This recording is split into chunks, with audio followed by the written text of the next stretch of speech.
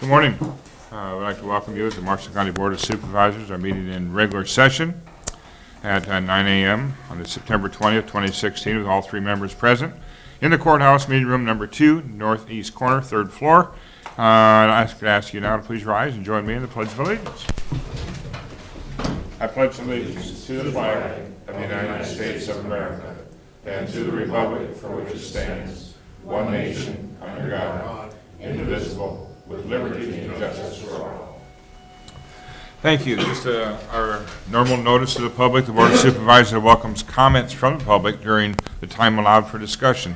You are requested to approach the microphone, state your name for the record, and limit the time used to present your remarks in order that others may be given the opportunity to speak. The normal process on any agenda item is for the chairperson to read the item from the agenda. The board is given an opportunity to comment on the issue and or place a motion on the floor. The board is an opportunity for discussion may be presented, at which time the public may participate. Roll call vote will follow. First item is the approval or the amendment of the agenda that has been presented.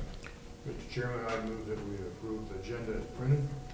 Mr. Chairman, I will second that. All right, we've got a motion and a second. Roll call, please. Thompson. Yes. Ravenbauer. Yes. Patton. Yes.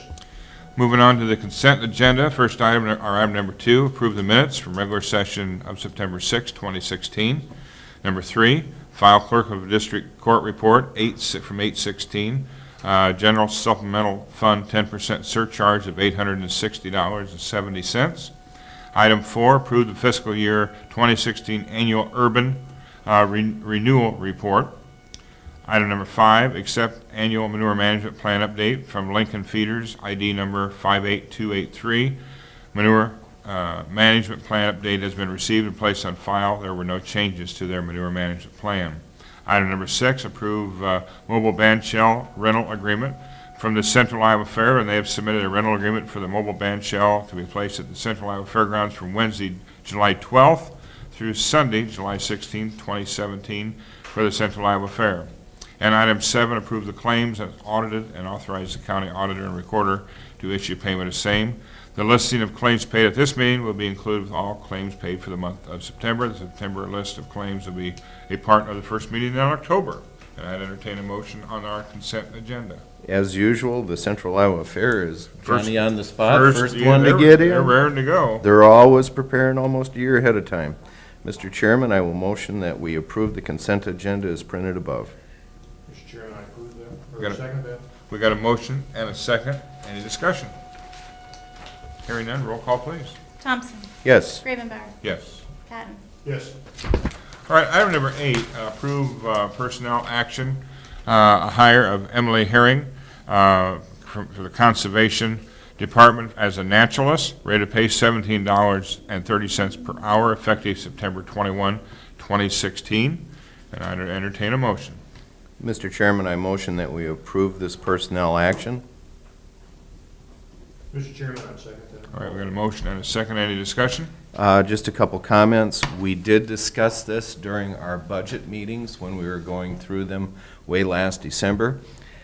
This is to replace an individual that has retired after 25, might be a I think little, about 30. I think. 30 years. 30s, yeah. That person was a part-time, and this position is going to full-time. Mr. Stegman, our Director of Conservation, did stay within his budget, so we're allowing him to go from this position, which was approximately 32 hours last time, to a 40-hour position this time. And again, I think we need to acknowledge Diane Hall that is leaving. Absolutely. She's done an outstanding job, and the awareness that she's made for the county and what goes on in the conservation area. Well, we thank her for all her work, and she works very, very hard at it, and her passion is what motivates her, and we just congratulate her for her years of service and her moving on to retirement. Yep. I think there were a lot of young kids in the schools that she went and visited and talked to. And they had a lot of learning about our environment and the animals around them, and I think that's a good education everyone needs to know. And she was showing us the other night how you tag a monarch. Did she teach you how to read the woolly worm? No, Or did you that's learn that another on your own? subject. Roll Okay. call, please. Thompson. Yes. Ravenbauer. Yes. Patton. Yes. Moving on to item number 9, certification of Marshall County Employee Health and Dental Plan. Discussion and possible action on the requirement of the Iowa Code Section 509A- to complete and file a certificate of compliance with the Iowa Department of Commerce Insurance Division, an actual opinion, and an official financial report, and a $100 filing fee for the plan year ending June 30, 2016. And I would entertain a motion on this. Mr. Chairman, I would move that we approve and accept the state of Iowa's 509A certificate of compliance. Mr. Chairman, I will second that. Got a motion and a second. Any discussion? Hearing none. Roll call, please. Thompson. Yes. Gravenbauer. Yes. Patton. Yes. Moving on to item number 10, request for use of Courthouse Square for holiday light display by the Noon Optimist. It's ironic, we talk about the 4th of July and starting to get the band shell for next year. And Mark Rohde is here with the Optimist Club and talk about the holiday lights coming up here. But discussion and possible action to approve the request from the Noon Optimist Club to use the Courthouse Square for the holiday light display. And I would entertain a motion. Mr. Chairman, I motion that we approve the use of the courthouse square for the holiday light display by the Noon Optimist Club for the holiday stroll on November 19th, 2016 to January 1st, 2017. Mr. Chairman, I'd second that. All right, we got a motion and a second. Mark, you want to say anything? You can't just be here and not say anything, you know. Yes, please. My name is Mark Rohde with the Noon Optimist Club, and we're looking forward to doing the holiday lights for the in preparation for the holiday stroll and the holidays. Again, this year, we are, excuse me, intending to apply for a grant. If successful, we would like to try and enhance our display by adding some a ground display, possible Christmas carolers, deer, and to that effect. Those are probably the only two things right now that we would pursue. Maybe a small herd of deer with lights on the ground that we would place and plug in, and then pick them up again as soon as we can after the Sure. holidays. And, you know, we always get into that, but, you know, in my mind, you pick them up when you can. We can't have them out of here right at January 1 if the ground's froze and Correct. everything else. And you guys do a good job, and when you pull them out, you can. If you can't, you don't. And, I mean, it's just, you guys put on a great display. Yeah. And we did not get Consumers Energy up here to get the lights out of the two tallest trees out front this past year, so we're going to have them come up and we'll probably test them first. If they work, Just leave fine, we'll just leave them. They won't need to come and help, but if not, we'll have them make the repairs needed on those, and then we'll try and get those out early next year also. Sure. I certainly don't think they caused any problems. I don't either. I mean, And I would have no trouble leaving them there. To me, it'd be easier to Okay. leave them there than go in there and have. Well, and they were new. Hopefully, they're not, the weather hasn't pulled them apart or whatever, and they'll work fine. If not, though, we'll get them. How many years have you guys been doing this for us now? Oh, boy. Probably Well, at this is least the at least 25th year 12. of This is the 25th year of the stroll. At least 12, I think. Yeah. Huh. Oh, good. Looking forward to lighting up once again, and good luck on your finding a herd of deer to. We could maybe, if you worked with conservation, get live deer. I don't think. But then that'll we'd work. have to have extension cords running to the lights. Well, then they might want to eat with They extension get tangled cords. up. Okay. Yeah. You need electric fence is what you would need. All right, thank you. Thank you, Mark. Any further discussion? We have a short agenda this morning. We Yeah, kind we of got got- to stretch it out. Roll call, please. Thompson. Yes? Gravenbauer. Yes. Let's not stretch it out too much. Patton. Yes. All right, moving on to item number 11, this is public forum. I know Ken Benson is here, and Ken, we'd like to hear what you have to say concerning this way we can stretch it just a little further. Good morning. I'm Ken Benson, representing the Marshalltown Generating Station for Alliant Energy.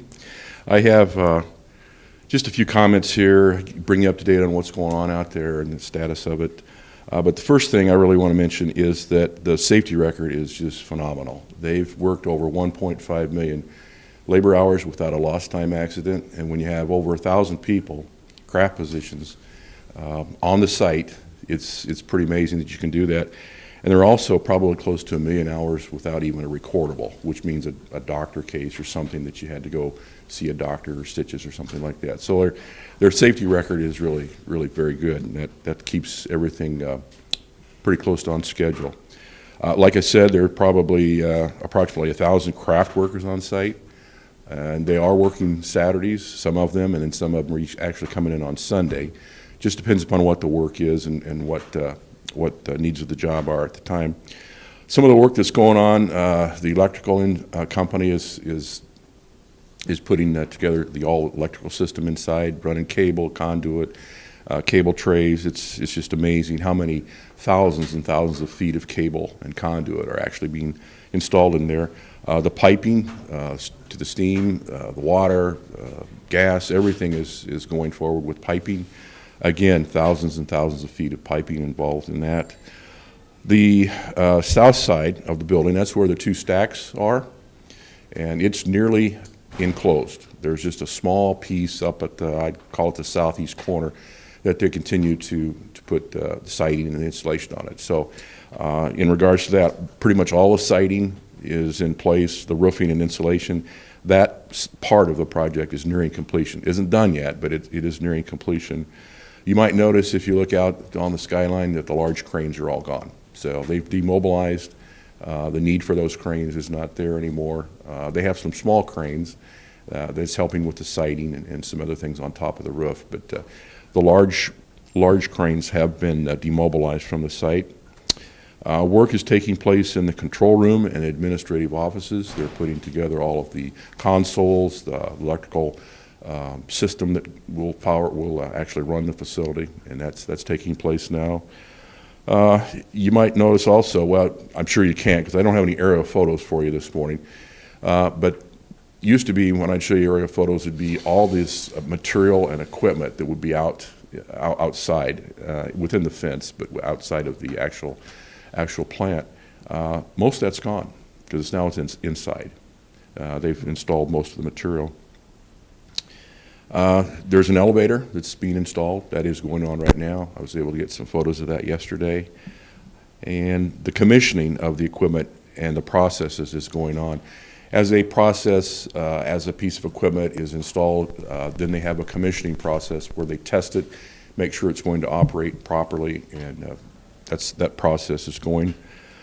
You might notice that there is some site restoration going on. They've taken a lot of the gravel in the storage areas, and there's a piece of ground just off of, just west of the plant. I'm not sure who owns the ground, but that's where a lot of this is going, and some of the subsoil and even some of the topsoil is going out there. The internal road from the railroad tracks on in is starting to be paved. It'll be paved by concrete, and there'll be a parking area up by the administrative offices on the east side of the plant. And then they are working on a landscaping plan. There will be, I'm not sure exactly what's going to be in there, but there'll be some prairie grass and some other things that will make this a fairly attractive thing or place to look at. So that's ongoing. Will they always use that Nevada Street entrance? Is that Oh, yes, that will be the main street. That's it. That is the entrance. Okay. To the You're not going to plant. come around through East Main Street anymore? No. Okay. No, there will still be a gate there, and I assume that portion of the old quarry road will still be open, I see. but it is not open to the public. As you know, Because it's that your was, property. that was, right, that Yeah. was deeded over or given to IPL. Let's see, the number of contractors we have out there, besides KBR, the general, and the major prime contractors. I'm not sure how many, but there are a lot of people out there doing siding work, insulation, control work, and a lot of them are involved with commissioning, which would be the testing of the equipment inside the plant. So things are going well, and hope to come back sometime and show you some aerials. Because, it's pretty interesting to see what it looks like now. Remind us again, when is it planning to go online?